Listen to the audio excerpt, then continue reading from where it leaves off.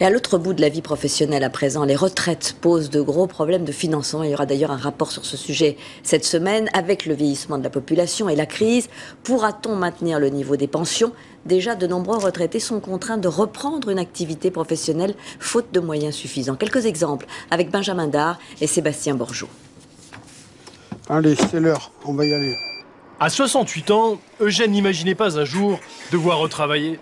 40 ans à conduire un poids lourd sur les routes d'Europe et le voilà aujourd'hui obligé de reprendre le volant. Ces 728 € de retraite par mois lui permettent à peine de vivre. Ça me fait mal surtout de voir que je ne peux pas faire profiter de ma retraite et je ne peux pas surtout mon épouse ce qu'elle mérite, quoi. Une quinzaine d'heures par mois chez ce transporteur. Alors, qu'est-ce qu'il y a de prévu pour cet après-midi?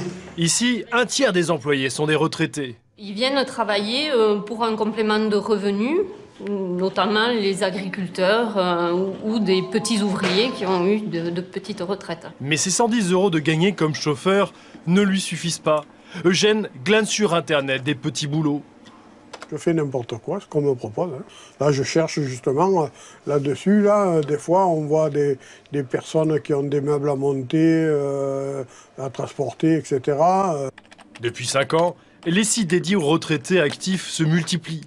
Tout comme d'ailleurs les candidats. Aujourd'hui, on a autant des hommes que des femmes.